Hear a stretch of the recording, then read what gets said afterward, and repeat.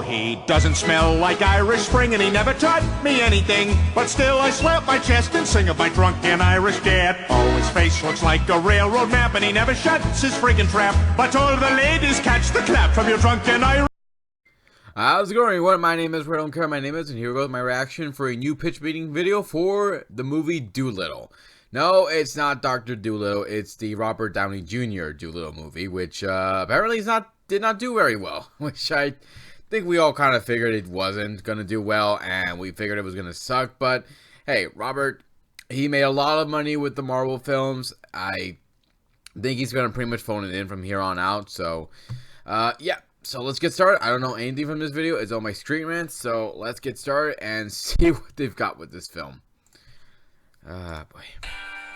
Spoilers ahead. I don't think any of you give a damn about spoilers. So, you have a movie for me? Yes, sir, I do. I was thinking we could do a Dr. Dolittle movie. Oh, yeah, tap into that pre-existing Dolittle fan base. Oh, yeah, we're gonna get that Dolittle money. There are die-hard fans out there. Wow, wow, wow, wow. And are there really die-hard fans? Marvel money. What do you mean? Well, I managed to get Robert Downey Jr. to agree to have this be his first post-Marvel movie. Oh, wow, how'd you manage that? I told him you'd give him $20 million and a cut of the box office returns. Oh, kinda wish you asked me first. I also convinced a bunch of celebrities to come voice the animals. By promising them a bunch of my money? By promising them a bunch of your money. Sounds kind of expensive, like the budget's really gonna add up. Well, yeah, but we're gonna have Robert Downey Jr. and celebrity voices. People are gonna flock to the theaters. Oh, he is very likable. It'll be cool to see him do that charming Tony Stark thing. Actually, no, he's not gonna do that. Oh, he's not. No, he wants to make sure that this is very different from Tony Stark, so he's gonna kinda, you know, clench his jaw and mumble a Welsh accent to himself. Sounds hard to understand. Yeah, for sure. Can he do a Welsh accent? I don't think, no, not really. Wow, so what are some of the animals gonna be? Well, there's gonna be a polar bear who's always cold, which is ironic and therefore good writing. Oh, who's gonna voice him? I have his headshot right here. Oh, John Cena. That's a great picture. Yeah, and I also thought we could get Rami Malek to voice a gorilla who's scared of things. Can you tell me anything else about the character? I can't, because that's all. Oh, okay. There's also gonna be a fox in like 2 scenes, and she's gonna be like, Vive la résistance. Why would a fox say that? Well, because she's gonna be voiced by Marion Cotillard. Oh, and she's French. She is, so her character is gonna say a famous French phrase with seemingly no context. That works for me. There's also gonna be a cute little squirrel, but with Craig Robinson doing an angry voice. Oh, a cute little animal with an angry voice? How'd you think of that? Well, I was inspired by, you know, every kid's movie ever. I love it. We're also gonna have a parrot voiced by Emma Thompson, and she's gonna narrate this thing. What kind of narration are we talking? Well, sometimes I forgot to explain important story elements in actual scenes, so I just have a parrot fill in the blanks while we show CGI landscapes. So there is a story? Wow. Yeah, kind of, maybe, a little. Well, what happens in this thing? Well, Dr. Dolittle's wife dies, so he becomes a recluse for like 7 years. Okay. But then the queen gets poisoned, and if she dies, he loses his house or something. So what does he do? Well, he has to travel to this mythical island, because there's a flower there that's the only thing that can cure her. If the island's a myth, how does he know the flower is a cure? I don't know. Fair enough. So he takes off on a boat with his animals and this kid Tommy that wants to be his apprentice. Oh, Tommy, what's his deal? Well, he spends most of the movie looking at animals like this.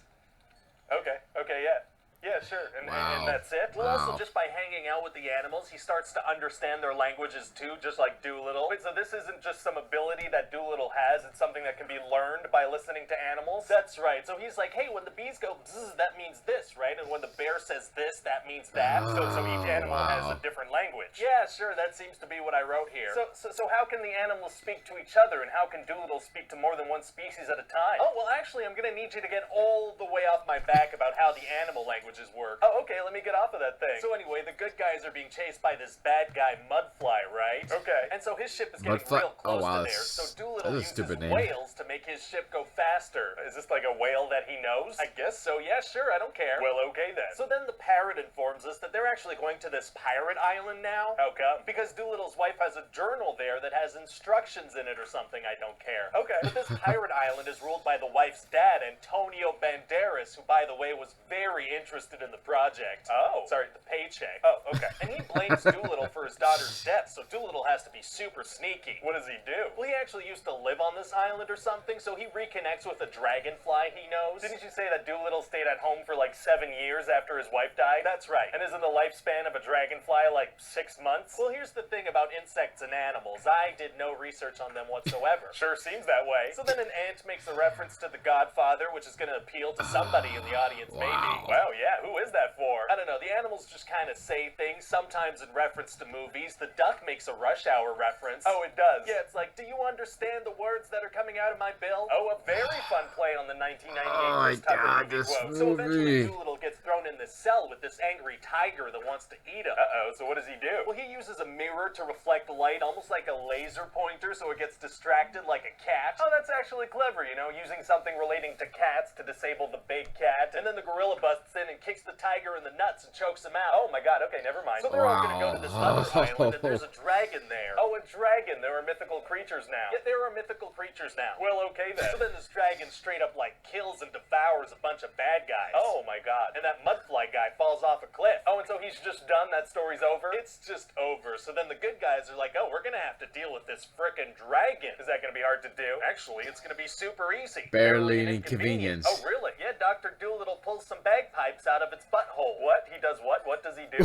Dragon had a very clogged butthole, so Dolittle pulls some bagpipes out of it. Oh, dragon buttholes are tight. Particularly, no, they're just some large objects in there. So then what happens? Oh The my God. longest fart you can imagine, and farts are hilarious, so this is just gonna be a great piece of cinema. And this is like the climax of the film? Pretty much, yeah. The whole movie's been building to them getting to this point, so yeah. Wow, wow, wow, wow. And then the dragon turns to Dolittle, like, now I'm gonna help you. Oh, is the dragon gonna do something to his butthole now? No, she's gonna lead him to the magic plant he was looking for. Oh, okay, good. And then the John Cena polar bear says, teamwork makes dreams work. Oh, that does sound like what a polar bear would say after seeing a man pull bagpipes out of a dragon's clogged colon. Totally. And let me just say, not only do I think there's nothing wrong with that scene, I'd like to pay a bunch of money to bring it to life. So you like the movie? Well, I mean, we have Tony Stark, we have a bunch of celebrities voicing animals, some of which have characteristics. I'd feel comfortable dropping like 175 mil on What? this thing. You won't regret it, sir.